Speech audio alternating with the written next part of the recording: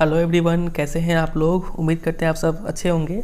आज की क्लास में हम पढ़ने वाले हैं क्लास 10th इंग्लिश का फर्स्ट फ्लाइट बुक का चैप्टर नंबर 3 से एक पोएम जिसका नाम है द बॉल पोएम और इसके पोएट है जॉन बेरीमैन। ठीक है, तो सबसे पहले एक ब्रीफ इंट्रोडक्शन देखते हैं। A boy loses a ball, एक लड़का अपना बॉल खो देता है। ही इज़ वेरी अपसेट, और वो काफ़ी निराश हो जाता है। इसके बाद a ball doesn't cost much, ऐसा नहीं है कि उस बॉल का दाम बहुत ज़्यादा है। Nor is it difficult two by another ball, और ऐसा भी नहीं है कि दूसरा बॉल खरीद पाना एक बहुत ही मुश्किल काम है। Why then is the boy so upset, तो ऐसा क्यों है कि वो लड़का काफ़ी अपसेट हो गया उस बॉल के खोने का बाद। Read the poem to see what the poet thinks has been lost, तो ये पोएम को पढ़िए और देखिए कि पोएट को क्या लगता है कि उस लड़के ने क्या खोया। और यही इस पोएम का मेन बात है। खोने को तो उस लड़के ने एक बॉल खोया है, लेकिन पोएट को क्या लगता है कि उस लड़के ने क्या क्या खोया उस बॉल के साथ। And what the boy has to learn from the experience of losing something, और कोई चीज़ खोने के बाद क्या चीज़ उस लड़के को सीखने को मिलता है, वो इस पोएम में हम लोग देखेंगे। ठीक है, तो ये दो क्वेश्चन का मेन जवाब हमें ढूंढना है इस पोएम में।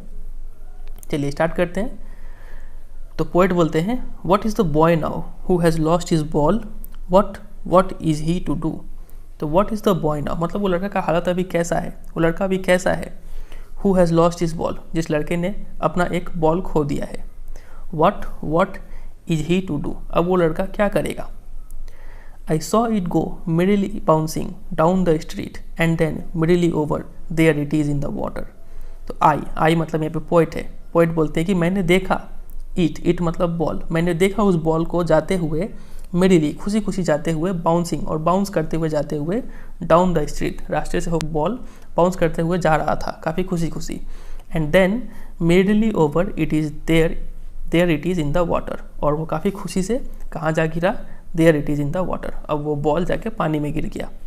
ठीक है, तो ऐसा पोएट बोलते हैं। नो यूज टू से oh there are other balls, ठीक है, और ऐसा कहना का कोई फ़ायदा नहीं है कि बच्चे तुम इतना टेंशन मत लो, और भी बहुत सारे बॉल्स हैं आप वो खरीद लो, ये बोल के कोई फ़ायदा नहीं होगा। क्यों? क्योंकि an ultimate shaking grief fixes the boy. Ultimate मतलब किसी भी चीज़ का मैक्सिमम लिमिट, ठीक है, फाइनल पॉइंट को बोलते हैं अल्टीमेट। तो उतना बहुत ही गहरा सा शेकिंग मतलब झिझोड़ के रख देने वाला, ग्रीफ मतलब होता है सैडनेस, एक बहुत ही झिझोड़ के रख देने वाला उसको जो दुख था वो लगा था, उसको सदमा सा लग गया था। फिक्सेस द बॉय, ठीक है, सदमा लग गया था उस लड़के को। एज ही स्टैंड्स रिजिड, और वो काफ़ी रिजिड मतलब ठोस सॉलिड की तरह खड़ा है, पत्थर की तरह खड़ा है। ट्रेमलिंग काँप रहा है। स्टेयरिंग डाउन, और वो नीचे देखे जा रहा है। ठीक है, all is young days into the harbour where his ball went. और अब ये देखिए, ये सबसे मेन लाइन है इस पोएम का। पोएट बोलते हैं कि all his young days into the harbour, वो क्या दिख रहा है नीचे, दिख रहा है कि उसके ऑल हिज यंग डेज का मतलब यहाँ पर चाइल्डहुड मेमोरीज है। तो उस बॉल के साथ साथ उसके जितने भी चाइल्डहुड मेमोरीज थे, ठीक है, बचपन की जो यादें थी, वो सब यादें क्या थी, into the harbour. Harbour का मतलब एक ऐसा प्लेस, ठीक है, place on the coast where ships can be tied up and protected from the sea and bad weather.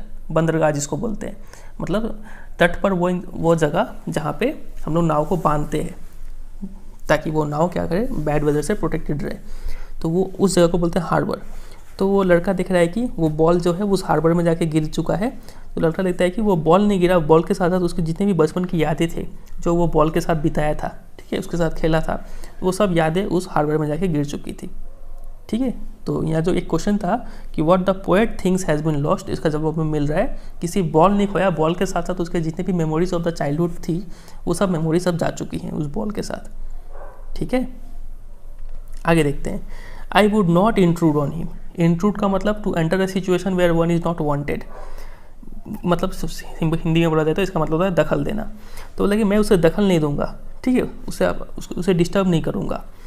A dime या फिर another ball is worthless. Dime का मतलब होता है 10 सेंट, ठीक है, जैसे इंडिया में पैसा होता है 100 पैसा 1 रुपया कहलाता है, वैसे ही यूएस में क्या सेंट चलता है, ठीक है, वहाँ पे 100 सेंट का $1 बनता है। तो यहाँ पे 10 सेंट को हम लोग एक डाइम बोलते हैं। ठीक है, तो या फिर तो वही पॉइंट बोलते हैं कि हम लोग अगर इसको 10 सेंट या फिर कोई दूसरा बॉल खरीद के देंगे तो वो वर्थलेस है इस बच्चे के लिए। क्यों? क्योंकि उस बॉल के साथ साथ उसकी जो यंग डेज की जो मेमोरीज थी वो तो नहीं आ जाएंगी। अब पोएट बोलते हैं now he senses first responsibility. अब हमें दूसरे क्वेश्चन का जवाब मिलेगा कि क्या लर्न करेगा ये लड़का ये बॉल के खोने के बाद। तो देखिए वो क्या क्या चीज़ सीखेगा। Now he senses first responsibility in the world of possessions. तो ये जो अभी वर्ल्ड है वो क्या है, वर्ल्ड ऑफ पोजेशन है, मतलब मटेरियलिस्टिक वर्ल्ड। इसका मतलब आप ऐसे समझिए कि आजकल क्या है, दुनिया में हर कोई क्या करता है, अपना प्रॉपर्टी, अपना संपत्ति बढ़ाने का कोशिश करता है। हो सकता है वो कोई मोबाइल नया खरीद रहा है, कोई नया कार खरीद रहा है, कोई नया सोफ़ा, कोई नया घर ले रहा है, ठीक है। तो हर चीज़ को क्या, हर कोई क्या कर रहा है, एक मटेरियल ऑब्जेक्ट्स अपने घर में लाने का होड़ लगा हुआ है, ठीक है। तो ऐसे वर्ड को हम लोग बोलते हैं वर्ल्ड ऑफ पोजेशंस। हर कोई चाहता है कि कोई चीज़ पोजेस कर ले। पोजेशन का मतलब क्या होता है, ओन करना। हर कोई चाहता है कि हम लोग नई नई चीज़ ओन करते जाए। तो इस वर्ल्ड ऑफ पोजेशंस में, ठीक है, वो क्या करता है, वो सेंस करता है अपना पहला रिस्पॉन्सिबिलिटी। उससे अपना पहला रिस्पॉन्सिबिलिटी का आभास होता है, ज्ञान होता है। पहला रिस्पॉन्सिबिलिटी क्या है, to take care of his things. समझे कि नहीं समझे? तो ये पहला चीज़ उसे सीखने को मिला कि अपने सामानों को उसको ध्यान रखना है इस वर्ल्ड ऑफ पोजेशंस में। और आगे देखते हैं, पोएट बोलते हैं कि people will take balls, balls will be lost always little boy. Poet बोलते हैं कि इस वर्ल्ड ऑफ पोजीशन में, इस मटेरियलिस्टिक वर्ल्ड में क्या होंगे कि आप बॉल्स, बॉल्स का मतलब यहाँ पे सिंबॉलिकली यूज़ किया गया है। बॉल्स का मतलब यहाँ पे है बिलोंगिंग्स, आपके संपत्ति, ठीक है। तो इस वर्ल्ड में क्या होंगे कि आपके संपत्ति क्या तो कभी पीपल ऐसे ही ले लेंगे, हड़प लेंगे, या फिर balls will be lost always, या फिर आपके संपत्ति, आपके प्रॉपर्टी हो जाएंगे, कभी खो सकते हैं। कोई भी कीमती चीज़ हो सकता है आपसे खो जाए इस वर्ल्ड में, ठीक है। तो यही पोएट्स बोलते हैं, मन ही मन सोच रहे हैं कि इस वर्ल्ड में क्या तो पीपल ले लेंगे आपके प्रॉपर्टी को, या फिर आपका प्रॉपर्टी, आपका बिलोंगिंग जो है वो कभी लॉस्ट हो जाएगा। And no one buys a ball back. और इस वर्ल्ड में ऐसा नहीं है कि आपका प्रॉपर्टी खो जाने के बाद कोई दूसरा आदमी आपको प्रॉपर्टी खरीद कर देगा। ऐसा नहीं होता इस रियल वर्ल्ड में, ठीक है। इसलिए यहाँ पे पोएट बोल रहे हैं कि यहाँ पे आगे हमने देखा था कि अ डाइम या फिर अनदर बॉल इज़ वर्थलेस। दूसरा बॉल खरीद के देना बेकार है। क्यों? क्योंकि रियल वर्ल्ड में ऐसा नहीं होता है। अभी हम बॉय को पोएट क्या करना चाहते हैं, एक लेसन सिखाना चाहते हैं। पोएट चाहते हैं कि बॉय एक लेसन सीखे कि इस रियल वर्ल्ड में कभी भी कोई दूसरे को कोई नया बॉल खरीद के नहीं देता है। बॉल मतलब कोई भी चीज़ जो खो जाए, कोई भी कीमती चीज़ खरीद के नहीं देता है, ठीक है। फिर आगे देखिए क्या बोलते हैं poet, money is external. Poet बोलते हैं कि मनी क्या है, एक एक्सटर्नल चीज़ है। आपका जो प्रॉपर्टी है वो एक्सटर्नल है। एक्सटर्नल का मतलब things with which feelings are not attached. तो मनी के साथ कोई फीलिंग नहीं होता है, तो वही पोएट बोलते हैं कि मनी इज एक्सटर्नल है। He is learning well behind his desperate eyes. तो वो लड़का अभी सीख रहा है well behind his desperate eyes. Desperate मतलब उसके निराश आंखों के पीछे जो दिमाग है, उस दिमाग से वो लड़का क्या सीख रहा है, the epistemology of loss. Epistemology का मतलब होता है नॉलेज। तो वो नॉलेज ले रहा है, लॉस का नॉलेज, ठीक है, कि लॉस होने के बाद हाउ टू स्टैंड अप, कैसे उस लॉस को झेलते हैं, कैसे बर्दाश्त करते हैं, और फिर उसके बाद कैसे खड़े होते हैं, ठीक है। Knowing what every man must one day know. और वो ये चीज़ सीख रहा है, वो चीज़ जो हर इंसान को एक दिन सीखना ही पड़ता है। And most man know many days. और वो चीज़ वो सीख रहा है जो कई सारे इंसान कई दिन में सीखते रहते हैं। वो चीज़ क्या है, हाउ टू स्टैंड अप, कैसे कोई लॉस होने के बाद कैसे हम लोग स्टैंड करते हैं, उस लॉस को कैसे बर्दाश्त करते हैं, वो चीज़ उसे सीखना है, ठीक है। तो ये जो पोएट का जो पोएम का जो मेन थीम था कि लड़के ने क्या खोया, अपने जितने भी चाइल्डहुड मेमोरीज थे वो खो दिया, ठीक है। और उसने क्या क्या चीज़ सीखा, उसने सीखा कि अपना पहला रिस्पॉन्सिबिलिटी उसने अपना सेंस किया कि अपने थिंग्स को टेक केयर करना है, ये पहला चीज़ था। और वो सीखा कि कोई भी चीज़ लॉस होने के बाद रियल वर्ल्ड में कोई उसके दूसरा बॉल खरीद के नहीं देता है, ठीक है। और मनी एक्सटर्नल है, उसके साथ फीलिंग्स अटैच नहीं कर सकते हैं। उसने ये भी सीखा, उसने सीखा कि एपिस्टेमोलॉजी ऑफ लॉस, लॉस होने के बाद आदमी को कैसे स्टैंड अप होना पड़ता है, ठीक है। ये सब चीज़ उसने सीखा। तो ये था ये पोएम का मेन मैसेज। तो देखिए यहाँ पे कुछ दो तीन चीज़ इंपॉर्टेंट बात है जो आपको गौर करना होगा। यहाँ पे पोएट ऐसा क्यों बोलते हैं कि यहाँ पे कहीं पोएट ने कहा था कि आई would not intrude on him. तो ऐसा पोएट क्यों बोलते हैं? तो पोएट ऐसा इसलिए बोलते हैं ताकि वो चाहते हैं कि वो लड़का क्या करे, कुछ बात सीखे, ठीक है। क्या क्या सीखे वो हमने अभी देख लिया, ठीक है। उसके बाद आप यहाँ पे देखिए कि ये देखिए यहाँ पे पोएट ने बोला कि all his young days into the harbour. इस फ्रेज से, इस लाइन से हमें क्या समझ में आता है? इस लाइन से हमें ये समझ में आता है कि उस लड़के ने उस बॉल के साथ काफ़ी ज़्यादा टाइम स्पेंड किया था। ये बात हमें यहाँ से समझ में आता है, ठीक है। उसके बाद हमने देखा कि ये लाइन, ही सेंसेस फर्स्ट रिस्पॉन्सिबिलिटी।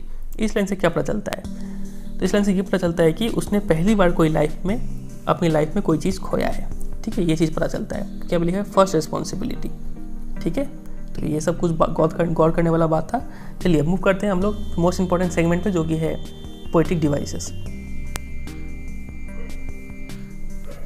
चलिए अब बात करते हैं राइमिंग स्कीम और कुछ इंपॉर्टेंट पोएटिक डिवाइसेस के ऊपर, ठीक है। तो जहाँ तक राइमिंग स्कीम का सवाल है, इस पोएम में कोई राइमिंग स्कीम नहीं है। मूव करने हैं पोएटिक डिवाइसेस के ऊपर। तो पहला पोएटिक डिवाइस आप देख पा रहे हैं, ये रहा।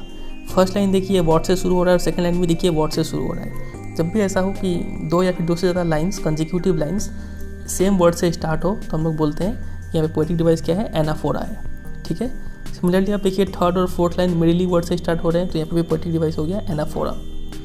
दूसरे पे अगर आप मूव करें, ये देखिए वॉट दो बार दो वर्ड रिपीट हो रहा है, यहाँ पे पोएटिक डिवाइस हो गया रिपीटिशन। ठीक है, सिमिलरली आप यहाँ पे देखेंगे कि बॉल्स दो बार रिपीट हो रहा है तो पोएटिक डिवाइस हो गया रिपीटेशन।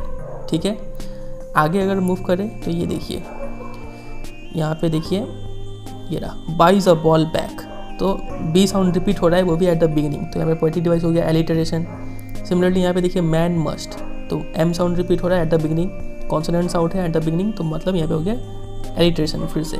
ठीक है, अब यहाँ पे देखिए एक अगला पोएटिक डिवाइस है, आखिरी पोएटिक डिवाइस जो कि है मिडिली बाउंसिंग। यहाँ पे बॉल्स जो है वो मिडिली बाउंस कर रहा है, काफ़ी खुशी से बाउंस कर रहा है। तो यहाँ पे पोएट ने इस बाउंसिंग को डिस्क्राइब करने के लिए मिडिली वर्ड को यूज़ किया है। तो यहाँ पे पोएटिक डिवाइस हम लोग बोलते हैं इमेजरी है। ठीक है, इमेजरी क्या होता है, जब पोएट किसी ऐसा वर्ड को यूज़ करके हम लोग के सेंसेस को अपील करते हैं। ठीक है, हमें क्या घट रहा है उसका अच्छे से फीलिंग देने के लिए एक ऐसा वर्ड को यूज़ करते हैं जिससे हमारे सेंसेस को अपील होता है, तो उस वर्ड को हम लोग बोलते हैं, वहाँ पे जो पोएटिक डिवाइस को यूज़ हो रहा है उसको बोलते हैं इमेजरी।